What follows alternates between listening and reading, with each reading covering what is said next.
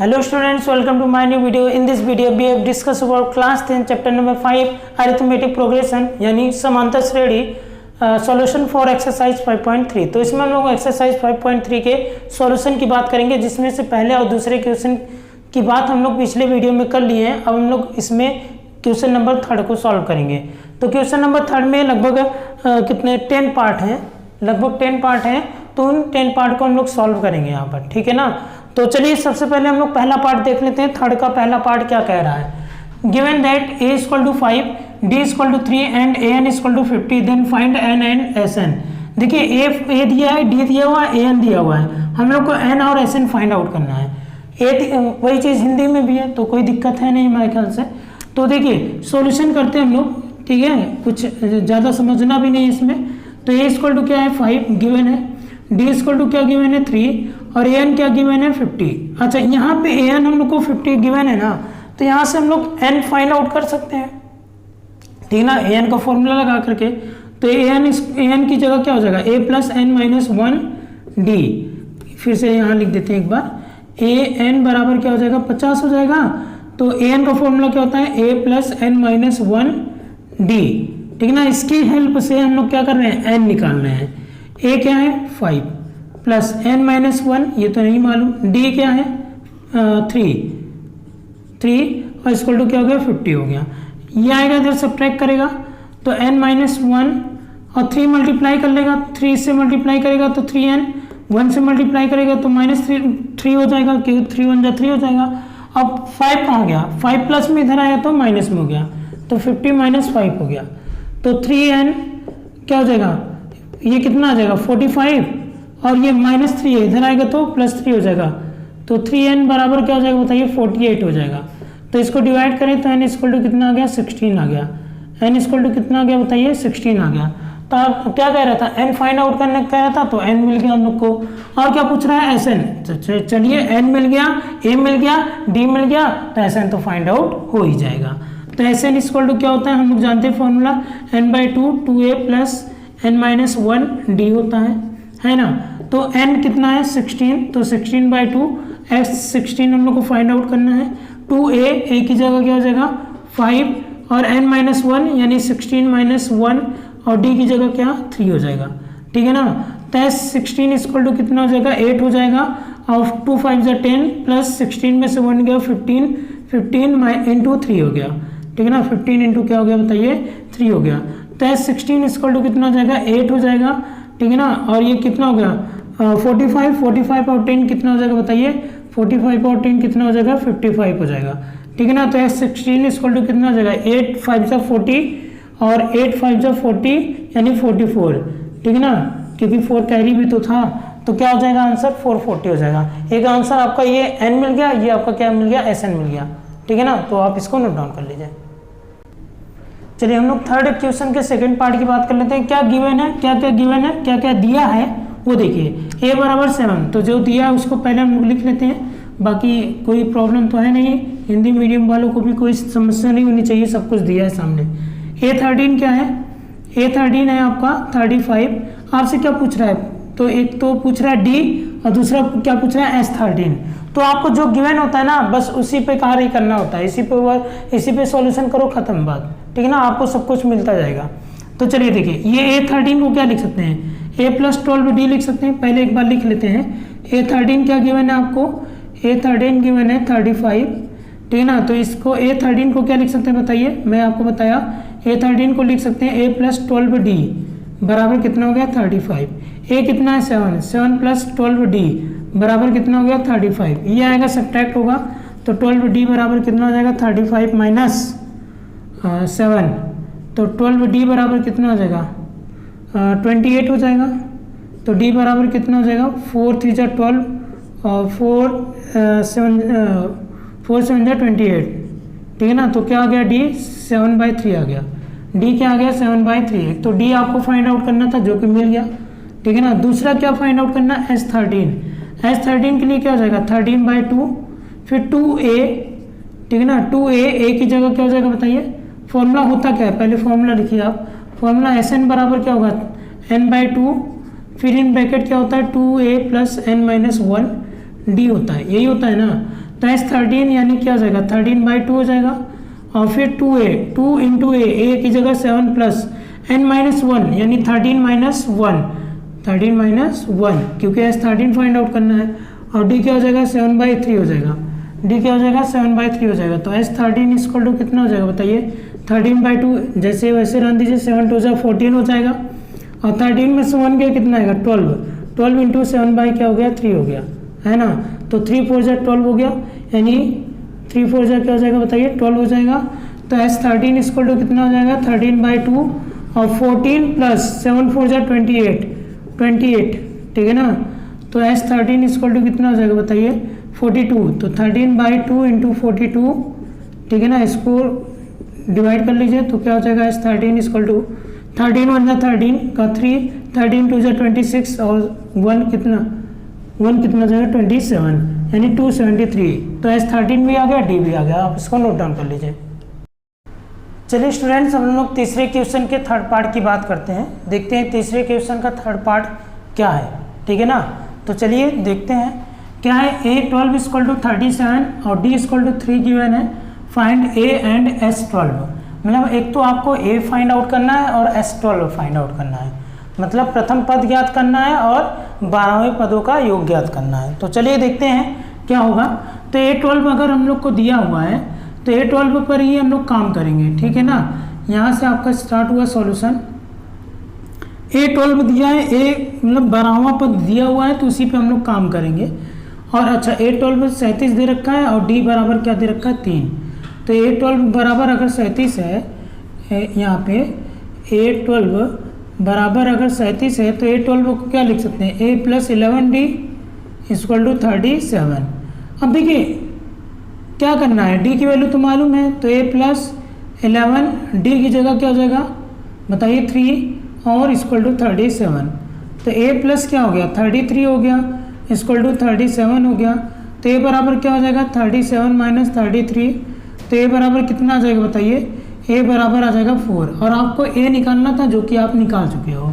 अब क्या निकालना है S12 निकालना है। क्या निकालना है S12 निकालना है। तो S12 के लिए फॉर्मूला क्या होगा 12/2 फिर 2A प्लस 12 माइनस 1 और क्या होगा बताइए D होगा कि नहीं। तो S12 इक्वल टू क्या हो जाएगा, इसको डिवाइड कर दीजिए तो 2 6 12 6 हो गया। और 2 इंटू A की वैल्यू क्या आ चुकी है 4 आ चुकी है, प्लस 12 में से 1 गया कितना आएगा 11 आएगा। तो 11 इंटू D। अब बताइए D की वैल्यू कितनी है, D की वैल्यू क्या है 3 है। तो ये क्या हो गया 3 हो गया, ठीक है ना। तो S12 इक्वल टू क्या हो जाएगा बताइए 6 हो जाएगा। 2 4 8 2 4 8 तो ये क्या हो गया 8 हो गया। 11 3 33 तो ये क्या हो गया 33 हो गया। 33 और 8 कितना हो जाएगा बताइए 33 और 8 कितना हो जाएगा बताइए, ये हो जाएगा आपका 41। कितना हो जाएगा 41, ठीक है ना। अब S12 इक्वल टू क्या मिल जाएगा 41 का 6 से मल्टीप्लाई कर लीजिए 6 1 6 6 4 24 यानी 246 आंसर आ जाएगा। एक आएगा A की वैल्यू 4 और दूसरा आएगा S12 इक्वल टू 246। चलिए हम लोग फोर्थ पार्ट की बात कर लेते हैं। तो फोर्थ पार्ट क्या है, A3 दिया हुआ है 15 यानी तीसरा पद दे रखा है 15, S10 दे रखा है 125 यानी 10 पदों का योग दे रखा है 125 और आपको D और A10 फाइंड आउट करना है। D और A10 आपको फाइंड आउट करना है। तो चलिए देखते हैं क्या होगा।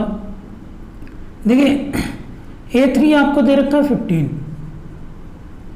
है ना, A3 क्या दे रखा है 15। तो A3 का मतलब क्या होगा A + 2D इक्वल टू क्या हो गया 15 हो गया। इसको बना लीजिए पहला इक्वेशन। क्यों बनाएंगे पहला इक्वेशन, क्योंकि हम लोग को A और D दोनों तो नहीं मालूम है। अगर दोनों में से कोई एक मालूम होता A और D में से तो कोई एक वैल्यू रखते हैं तो दूसरा हमको मिल जाता, जो कि नहीं मालूम है। तो चलिए अब क्या करते हैं, अब S10 को ले लो। तो S10 क्या गिवन है आपको 125।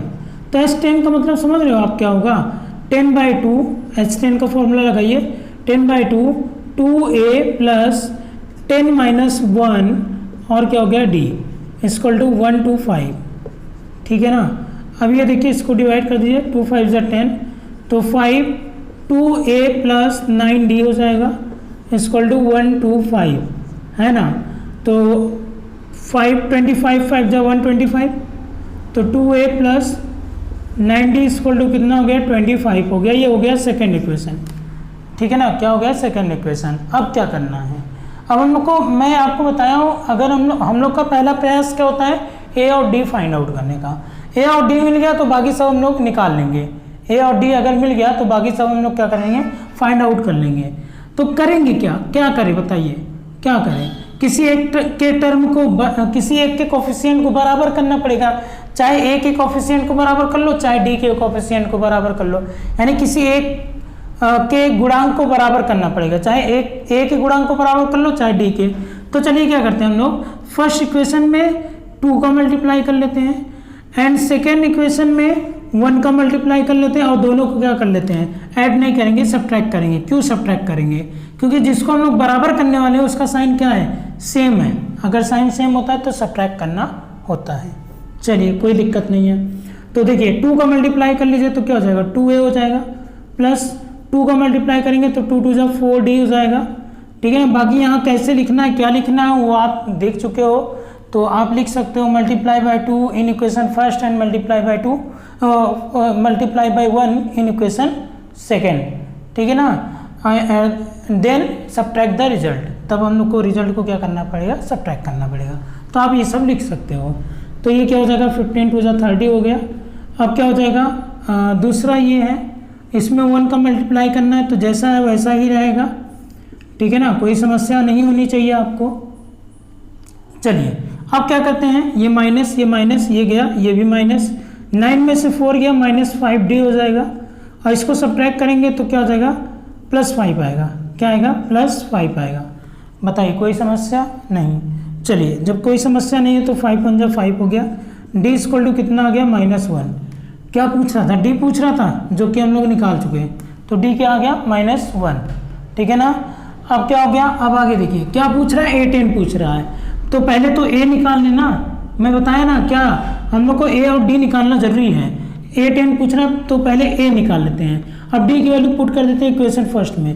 तो put the value of d, put the value of d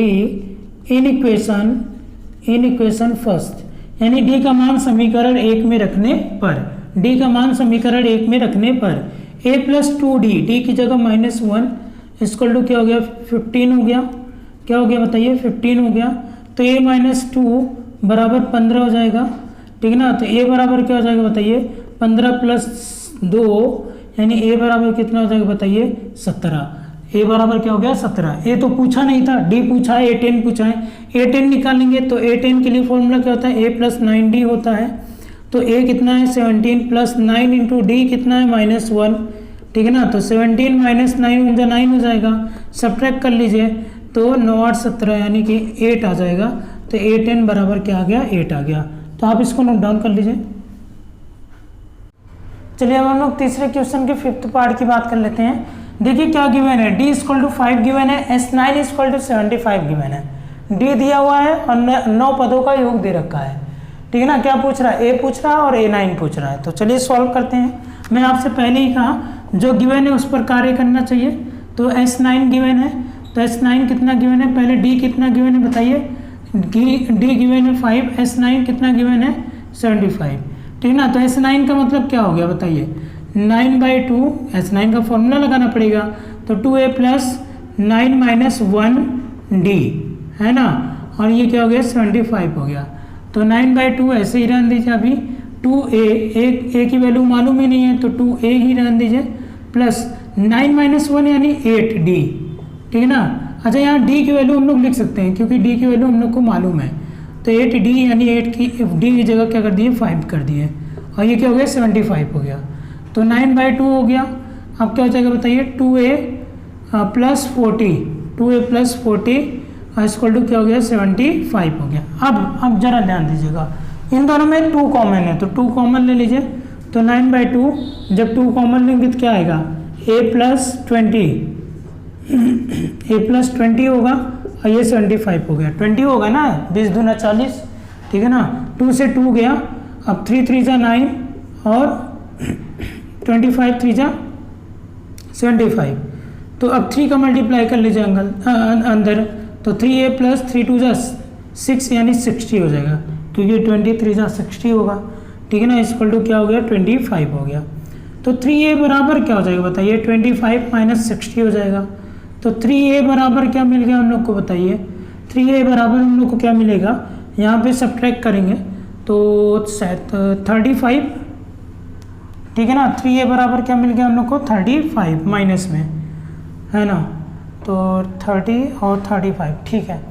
तो a इक्वल टू क्या हो जाएगा बताइए, a इक्वल टू माइनस 35/3 हो गया। क्या पूछ रहा था, a पूछ रहा था, a क्या आ गया, ये आ गया, a क्या आ गया, ये आ गया, ठीक है ना। थोड़ा सा अलग टाइप में आ रहा है इसलिए एक बार चेक कर लेते हैं। 9/2 2a प्लस 9 माइनस 1d, सही है। 9/2 2a प्लस 8 5 से 40 हो गया, सब क्लियर है। 9/2 2a प्लस 40, 2 कॉमन लिया तो ठीक है, ये भी सही है, सही है सब। अब क्या करते हैं, ये गया तो 3 का मल्टीप्लाई किया, ये भी सही है, ये भी सही है, ठीक है सब, ठीक है ना। तो a की वैल्यू हम लोग को मिल चुकी है। अब हम लोग को क्या निकालना है, a9 निकालना है। तो a9 के लिए क्या होगा, a प्लस 8d, ठीक है ना। तो बताइए a क्या है, a क्या है बताइए, a क्या है माइनस 35/3 और प्लस 8 इंटू डी क्या है बताइए 5 है, ठीक है ना। तो a9 बराबर क्या हो जाएगा माइनस 35/3 प्लस क्या हो जाएगा 40 हो जाएगा, प्लस क्या हो जाएगा 40 हो जाएगा। तो a9 बराबर क्या हो जाएगा बताइए, a9 बराबर क्या हो जाएगा 120, तो माइनस 35 प्लस 120 अपॉन क्या हो जाएगा 3 हो जाएगा।